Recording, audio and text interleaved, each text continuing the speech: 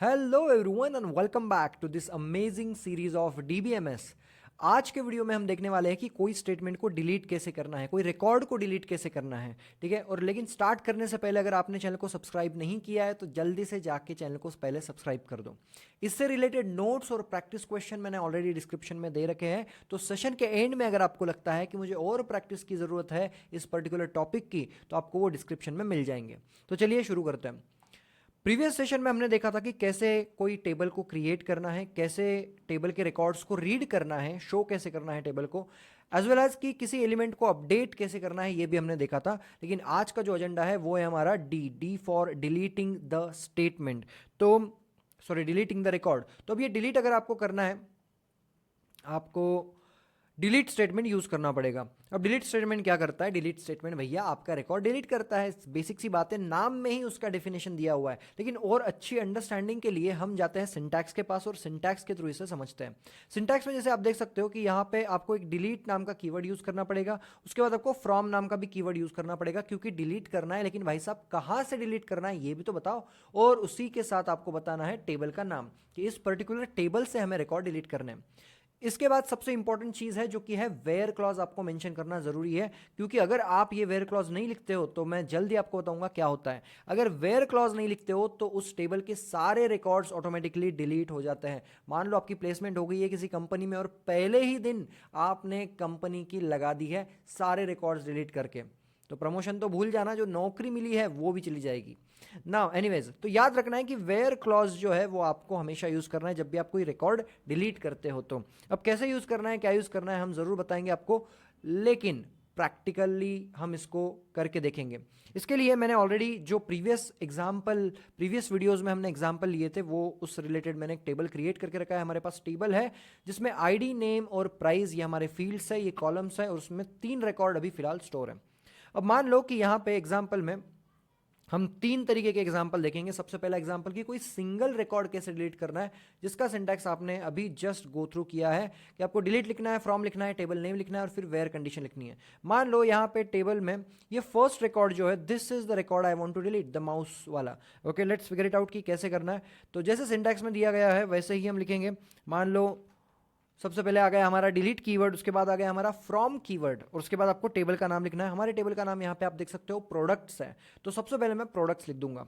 Products लिखने के बाद अब यहाँ पे रुकना नहीं है, जैसे कि मैंने बोला कि पूरे कंपनी की लगानी नहीं है, तो आपको मस्ट है कि वेयर क्लॉज आपको यूज करना पड़ेगा। वेयर क्लॉज के बाद आपको कंडीशन लिखनी है। अब कंडीशन में क्या होना चाहिए, आप किसी रिकॉर्ड को अलग अलग कॉलम नेम से टारगेट कर सकते हो। आप चाहते हो कि माउस वाला ये नेम टारगेट होना चाहिए, तो आप वो लिख दो। आप प्राइस लिखना चाहते हो तो प्राइस लिख दो, लेकिन उस प्राइस से रिलेटेड सब कुछ ही डिलीट हो जाएगा, ये भी बात याद रखना। तो मेरा एक सजेशन रहेगा, अगर आपको कोई स्पेसिफिक एक ही रिकॉर्ड डिलीट करना है तो आपको प्राइमरी की जो है आपके टेबल की वो चूज करनी चाहिए कंडीशन के अंदर। अब इसमें हमारा आईडी जो है वो प्राइमरी की है। तो प्राइमरी की क्या होता है, इस पे मैंने ऑलरेडी वीडियो बना रखी है, प्रीवियस वीडियो में भी समझाया है। तो प्राइमरी की से आप किसी भी टेबल के रिकॉर्ड को यूनिकली आइडेंटिफाई कर सकते हो। तो मुझे मान लो ये 1 जो है मैं यूज करूंगा ये वाला, तो मैं यहाँ पे बोलूंगा where ID is equal to 1। तो अच्छे से देखो, यहाँ पे डिलीट, फ्रॉम, ये 2 कीवर्ड्स हो गए। उसके बाद आपको बताना है टेबल का नाम और फिर यहाँ पे कंडीशन।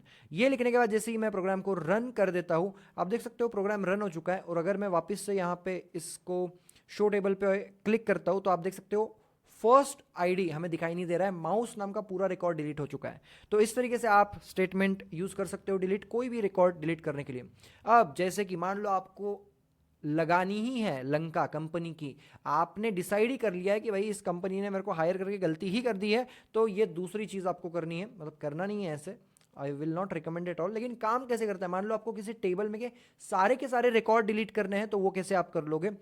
उसके लिए आपको सेम सिंटैक्स यहाँ पे जो लिखा हुआ है वो यूज करना है, सिर्फ वेयर क्लॉज यूज नहीं करना है। तो डिलीट फ्रॉम, अभी हमारे पास 2 रिकॉर्ड बचे हैं, मान लो 100 रिकॉर्ड है, सारे के सारे डिलीट करना है, तो डिलीट फ्रॉम प्रोडक्ट्स, बस इतना ही लिखना है आपको। और अगर आप इसको रन करके देखोगे and again we will go select all from product. आप देख सकते हो कोई रिकॉर्ड ही नहीं बचा डियर। यहाँ पे आईडी जो है वो भी नहीं है, नेम कोई भी नहीं है, प्राइस भी कोई नहीं है। हाँ, सिर्फ कॉलम के नाम वहां पर है, मतलब ये टेबल एग्जिस्ट करता है लेकिन इस टेबल में कोई रिकॉर्ड अभी फिलहाल एग्जिस्ट नहीं करते हैं। तो ये था सेकंड सिनेरियो। अब मान लो तीसरा सिनेरियो ऐसे आ जाता है कि आपको जरूरत पड़ जाती है पूरा का पूरा टेबल ही डिलीट करने की, लेकिन पूरा टेबल डिलीट करने के लिए आपको डिलीट स्टेटमेंट नहीं यूज करना चाहिए। यहां पे एक नया कीवर्ड आपको यूज करना है, नया स्टेटमेंट है ड्रॉप। तो ड्रॉप, उसके बाद आपको और एक कीवर्ड लगेगा टेबल, और यहां पे गलती से मैंने कस्टमर्स लिख दिया है, बट आपको अपने अपने टेबल का नाम यहां पे लिखना है। तो जैसे कि आप यहां पे देख सकते हो हमारे टेबल का नाम क्या है जी, हमारे टेबल का नाम है प्रोडक्ट्स। तो चलिए प्रोडक्ट्स को डिलीट करते हैं, यहां से गायब करना है।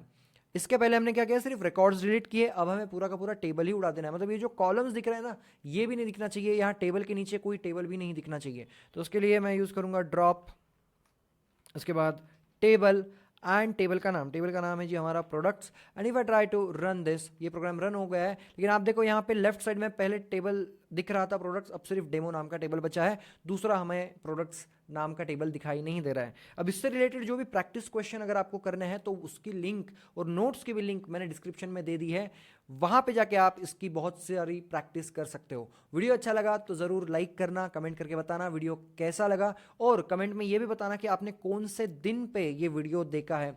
जिस दिन आप ये वीडियो को देखते हो उस दिन की डेट आप कमेंट बॉक्स में मेंशन कर देना, ताकि मुझे पता लगे कि आप सच में जेन्युइनली पूरे सीरीज को फॉलो कर रहे हो। मैं मिलता हूं आपको अगले वीडियो में, तब तक के लिए स्किल्स बढ़ाते रहिए।